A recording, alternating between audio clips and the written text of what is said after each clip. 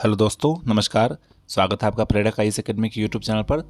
जैसा कि आप लोगों को पता है कि इस चैनल पर बीपीएससी के 69 जो एग्जामिनेशन होने वाली है प्रीलिम्स के लिए, उसके लिए बेहतरीन तैयारी करवाई जा रही है और उससे संदर्भित जितने भी वीडियो हैं वो डाले जा रहे हैं। इस संदर्भ में एक बहुत ही अभिनव प्रयास किया गया, जिसमें कि बिहार के जो करंट अफेयर हैं, जो कि आपके एग्जामिनेशन में बहुत ही महत्वपूर्ण होते हैं, 5 से लेकर 10 सवाल तक इससे आने की संभावना रहती है।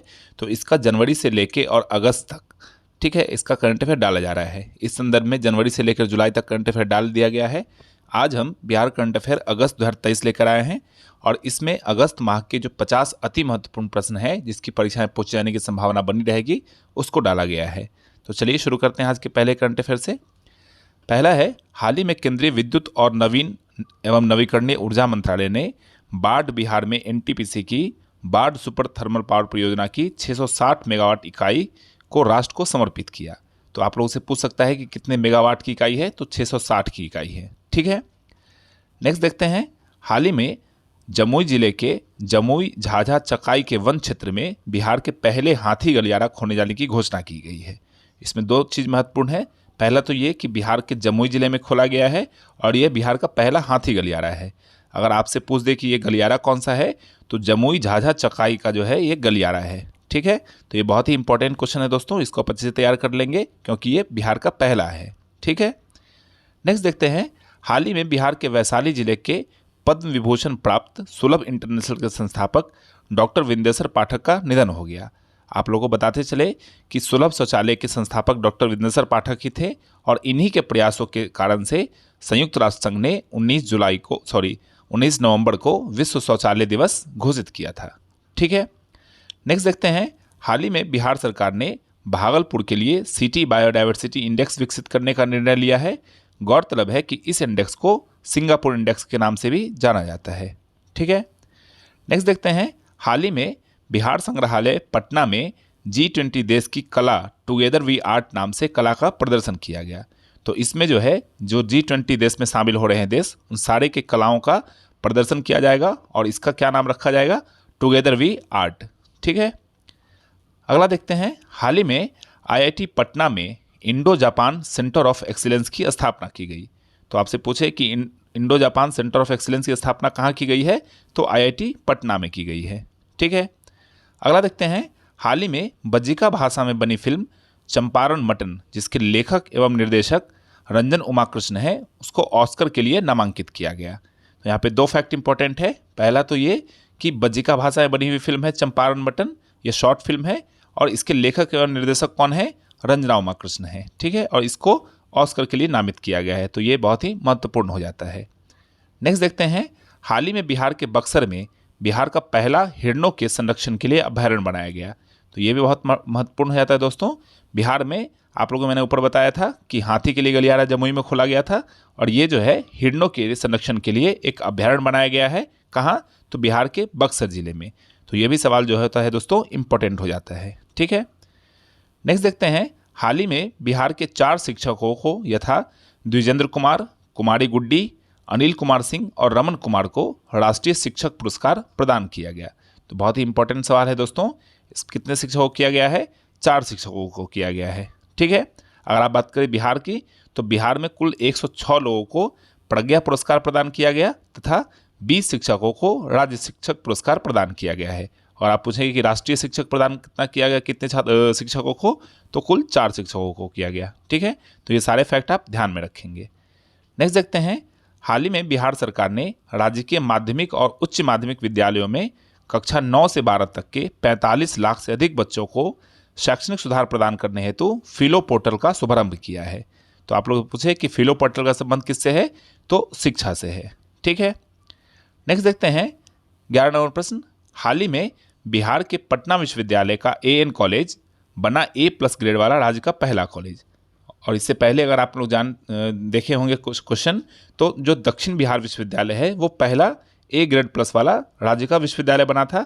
और बात किया जाए कॉलेज की, तो पटना विश्वविद्यालय का AN कॉलेज जो है वो A+ ग्रेड वाला राज्य का पहला कॉलेज बना है। ठीक है, और ये NAAC के द्वारा मूल्यांकन किया जाता है, उसके बाद यह डिग्री प्रदान की जाती है। नेक्स्ट देखते हैं। हाल ही में नीति आयोग के द्वारा जारी बहुआयामी गरीबी सूचकांक के प्रतिवेदन के अनुसार बिहार में दूध उत्पादन वर्ष 2011-12 के 66.25 लाख टन से बढ़कर वर्ष 2021-22 में 121.19 लाख टन हो गया है। तो नीति आयोग जो है वो बहुआयामी गरीबी सूचकांक जारी करती है और उसके प्रतिवेदन के अनुसार ये रिपोर्ट जारी की गई है।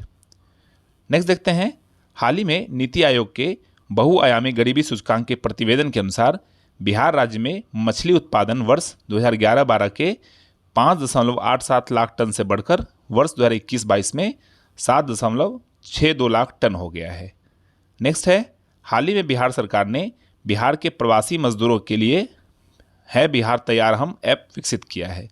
तो बिहार सरकार ने जो प्रवासी मजदूर हैं जो बिहार से प्रवास करके कहीं और काम के लिए जाते हैं, तो उनको बिहार में काम उपलब्ध कराने के लिए एक ऐप विकसित किया है जिसका नाम है बिहार तैयार हम। ठीक है, नेक्स्ट देखते हैं, हाल ही में आई एक रिपोर्ट के अनुसार जनधन खाता के मामले में बिहार का स्थान देश भर में प्रथम तथा उत्तर प्रदेश का स्थान दूसरा है। आप लोग पता है कि भारत सरकार ने लोगों में वित्तीय समावेशन को बढ़ावा देने के लिए वर्ष 2014 में जनधन खाता की शुरुआत की थी और इसके अनुसार जो बिहार का स्थान है वो देश में प्रथम है और उत्तर प्रदेश का दूसरा है। नेक्स्ट देखते हैं, हाल ही में नीति आयोग द्वारा जारी निर्यात तत्परता सूचकांक में बिहार में बेगूसराय जिले का स्थान प्रथम रहा है। तो ये बहुत ही इंपॉर्टेंट हो जाता है दोस्तों, क्योंकि ये नीति आयोग की रिपोर्ट है। कौन सी रिपोर्ट? निर्यात तत्परता सूचकांक, और इसमें बिहार को जो बेगूसराय जिला है वह बिहार बात की जाए अगर तो वो प्रथम स्थान पर रहा। ठीक है, नेक्स्ट देखते हैं, हाल ही में बिहार के पटना उच्च न्यायालय के न्यायाधीश मधुरेश प्रसाद का स्थानांतरण कोलकाता उच्च न्यायालय में किया गया। नेक्स्ट है, हाल ही में भारत सरकार ने बिहार के 3 स्टेशन यथा पटना, दरभंगा तथा कटिहार में जन औषधि केंद्र खोलने की घोषणा की है। आप लोग पता है कि जन औषधि केंद्र योजना जो है वो केंद्र सरकार की महत्वाकांक्षी परियोजना है जिसमें कम दामों पर अर्थात सस्ते दाम पर लोगों को दवाई उपलब्ध कराई जाती है। ठीक है, नेक्स्ट देखते हैं 19 नंबर प्रश्न, हाल ही में पटना नगर निगम ने सड़कों पर कचरा के निपटान हेतु मेरी सड़क मेरी जवाबदेही नामक योजना की शुरुआत की है। तो अगर आपसे पूछे कि मेरी सड़क मेरी जवाबदेही नामक योजना की शुरुआत किसने की है, तो पटना नगर निगम ने की है। ठीक है, नेक्स्ट देखते हैं, हाल ही में बिहार सरकार ने बिहार के स्कूलों का भवन बाला मॉडल अर्थात बिल्डिंग एंड लर्निंग एड पर बनाने की निर्णय लिया है। ठीक है, तो बाला मॉडल का संबंध किससे है, तो भवन निर्माण से है, और इसमें क्या किया है, बिहार के स्कूलों का भवन जो है इस मॉडल पर तैयार किया जाएगा। ठीक है, अगला देखते हैं, हाल ही में बिहार सरकार के 4 पुलिस पदाधिकारियों यथा जयंतकांत, संतोष कुमार, कार्तिकेय शर्मा और राकेश कुमार को अन्वेषण में उत्कृष्टता के लिए केंद्रीय गृह मंत्री पुरस्कार से सम्मानित किया गया। अगला है, हाल ही में बिहार के पटना के आर्यमान राज ने रूबरू मिस्टर इंडिया 2023 का खिताब जीता है। नेक्स्ट देखते हैं, 77वें स्वतंत्रता दिवस के अवसर पर बिहार के मुख्यमंत्री श्री नीतीश कुमार ने रिकॉर्ड 17वीं बार झंडा फहराया। इससे पहले यह रिकॉर्ड 14 बार पूर्व मुख्यमंत्री श्री कृष्ण सिंह के नाम था। तो अगर आपसे पूछे कि बिहार में सबसे ज़्यादा बार झंडा फहराने का रिकॉर्ड किसका है, तो बिहार के जो वर्तमान मुख्यमंत्री हैं श्री नीतीश कुमार, उनका है। कुल कितना है, 17 बार। और इससे पहले अगर बात की जाए रिकॉर्ड किसके नाम से था, तो पूर्व मुख्यमंत्री से डॉक्टर श्री कृष्ण सिंह, उनके नाम था, और उन्होंने कुल कितने बार फहराया था झंडा, तो कुल 14 बार फहराया था। ठीक है, अगला देखते हैं, हाल ही में स्वतंत्रता दिवस के अवसर पर बिहार में गांधी मैदान में 13 विभाग की झांकी का प्रदर्शन किया गया और जिसमें कृषि विभाग का स्थान प्रथम रहा। तो ये बहुत ही इंपॉर्टेंट हो जाता है दोस्तों, पूछा जाता है एग्जामिनेशन में अक्सर कि किस विभाग की झांकी जो थी वो प्रथम स्थान पर रही, तो इस बार जो है कृषि विभाग की झांकी प्रथम स्थान पर रही है। ठीक है, अगला देखते हैं 25 नंबर, हाल ही में ऑस्ट्रेलिया के सिडनी में सिटी ऑफ पैरामाउंट काउंसिल ने भारतीय मूल के समीर पांडे को पैरामाउंट शहर का मेयर घोषित किया है। नेक्स्ट है, हाल ही में मधेपुरा बिहार के डॉक्टर राजीव सिंह को राजभाषा पुरस्कार 2022 से सम्मानित किया गया। अगला है 27 नंबर प्रश्न, हाल ही में वैश्विक निवेश शिखर सम्मेलन बिहार बिजनेस कनेक्ट का आयोजन पटना में किया गया है। अगला देखते हैं, हाल ही में जारी की गई एक रिपोर्ट के अनुसार बिहार स्थिर मूल्य के मामले में देश भर में प्रथम स्थान पर रहा है। गौरतलब है कि बिहार की विकास दर 10.64% दर्ज की गई, जो देश भर में सर्वाधिक है। ठीक है, तो अगर बात की जाए कि स्थिर मूल्य में अगर विकास की बात की जाए तो देश भर में बिहार का स्थान प्रथम स्थान पर रहा, और अगर विकास दर की बात की जाए तो 10.64% विकास दर रही है। ये भी सवाल फैक्ट इंपॉर्टेंट हो जाता है आपके एग्जामिनेशन के लिए। और बिहार जो है उसका स्थान देश भर में सर्वाधिक रहा है। ठीक है, नेक्स्ट देखते हैं 29 नंबर प्रश्न। हाल ही में बिहार की राजधानी पटना में पहली बार वैदिक सम्मेलन का आयोजन करने की घोषणा की गई है और साथ ही साथ बिहार में संस्कृत विश्वविद्यालय की स्थापना भी की जाएगी। नेक्स्ट देखते हैं, हाल ही में हरि सहनी को बिहार विधानसभा का नेता प्रतिपक्ष बनाया गया, ये सम्राट चौधरी का स्थान लेंगे। तो ये बहुत ही इंपॉर्टेंट क्वेश्चन होता है दोस्तों, हरि सहनी को क्या बनाया गया है, बिहार विधानसभा का नेता प्रतिपक्ष बनाया गया है। ठीक है, नेक्स्ट देखते हैं, हाल ही में बिहार की राजधानी पटना में APJ Abdul Kalam science city centre का निर्माण किया जाएगा और यह देश भर में सबसे अत्याधुनिक साइंस सेंटर होगा। ठीक है, अगला है 32 नंबर प्रश्न। हाल ही में बिहार के पटना में स्थित अटल पार्क का नाम बदलकर कोकोनट पार्क कर दिया गया। नेक्स्ट है, हाल ही में बिहार सरकार द्वारा बक्सर स्थित गोकुल जलाशय को रामसर आर्द्र भूमि घोषित करने की मांग की गई है।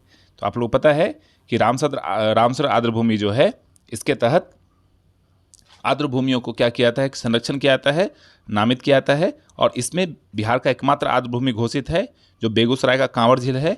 और हाल ही में बिहार सरकार ने जो बक्सर में स्थित गोकुल जलाशय है उसको भी आर्द्र भूमि घोषित करने की मांग की है। ठीक है, नेक्स्ट देखते हैं, हाल ही में चीन के मकाओ में आयोजित 11वीं एशियाई जूनियर वुशु चैंपियनशिप 2023 में बिहार के राहुल कुमार ने रजत पदक जीता है। अगला देखते हैं 35 नंबर प्रश्न। हाल ही में बिहार की मैथिली लोक गायिका मैथिली ठाकुर को राष्ट्रीय आपदा प्रबंधन संस्थान का ब्रांड एम्बेसडर बनाया गया। नेक्स्ट है, हाल ही में जहानाबाद के निवासी गजेंद्र कुमार ने विशेष ओलंपिक विश्व खेल का आयोजन, जिसका आयोजन बर्लिन में हुआ था, उसमें कांस्य पदक जीता है। नेक्स्ट है, हाल ही में अक्षय आनंद सन्नी को उनकी कृति ओल कतरा झोल कतरा के लिए मैथिली भाषा में बाल साहित्य पुरस्कार 2023 प्रदान किया गया है। तो अक्षय आनंद सन्नी को क्या मिला है, बाल साहित्य पुरस्कार मिला है। किसके लिए मिला है, तो उनकी कृति है ओल कतरा झोल कतरा। ठीक है, नेक्स्ट देखते हैं 38 नंबर प्रश्न। हाल ही में कृष्ण नंदन सिंह को पटना हाई कोर्ट का एडिशनल सॉलिसिटर जनरल बनाया गया। नेक्स्ट है 39 नंबर प्रश्न। हाल ही में शिक्षा मंत्रालय ने आर्थिक रूप से कमजोर बच्चों के लिए बिहार के 7 जिलों में सुभाष चंद्र बोस आवासीय विद्यालय खोले जाने की घोषणा की है। तो सुभाष चंद्र बोस आवासीय विद्यालय जो है वो किसके लिए खोले जाएंगे, तो बिहार में आर्थिक रूप से जो कमजोर बच्चे हैं उनको शिक्षा प्रदान करने के लिए खोली जाएगी। नेक्स्ट देखते हैं 40 नंबर प्रश्न। हाल ही में बिहार में जारी पक्षियों की गणना के अनुसार बिहार के भागलपुर और जमुई में जल पक्षियों की सर्वाधिक प्रजातियां पाई गई हैं। नेक्स्ट देखते हैं, हाल ही में राज्य भवन निर्माण विभाग ने मुंबई में बिहार भवन बनाए जाने की घोषणा की है। नेक्स्ट है 42 नंबर प्रश्न। हाल ही में शकील अहमद खान को बिहार का सर्वश्रेष्ठ विधायक घोषित किया गया है।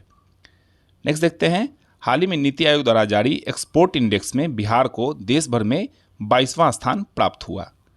अगला है, हाल ही में रियाजुल हक को बिहार राज्य अल्पसंख्यक आयोग का अध्यक्ष बनाया गया है। तो रियाजुल हक को क्या बनाया गया है, तो राज्य अल्पसंख्यक आयोग जो है उसका अध्यक्ष बनाया गया है। नेक्स्ट देखते हैं, हाल ही में भोला यादव को बिहार संस्कृत बोर्ड का अध्यक्ष बनाया गया। अगला है, केंद्र सरकार की महत्वाकांक्षी परियोजना अमृत भारत स्टेशन के तहत बिहार के कुल 49 स्टेशनों को शामिल किया गया है।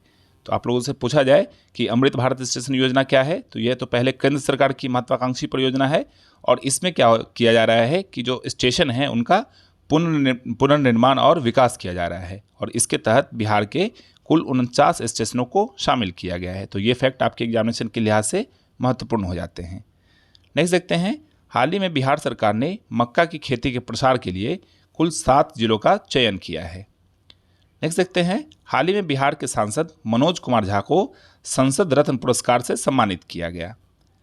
अगला देखते हैं, हाल ही में बनारस के तर्ज पर बिहार की राजधानी पटना में तैरता हुआ CNG स्टेशन बनाए जाने की घोषणा की है। तो ये बहुत ही इंपॉर्टेंट हो जाता है दोस्तों, क्योंकि बिहार की राजधानी में ये बनाया जा रहा है और ये बिहार का पहला तैरता हुआ CNG स्टेशन है।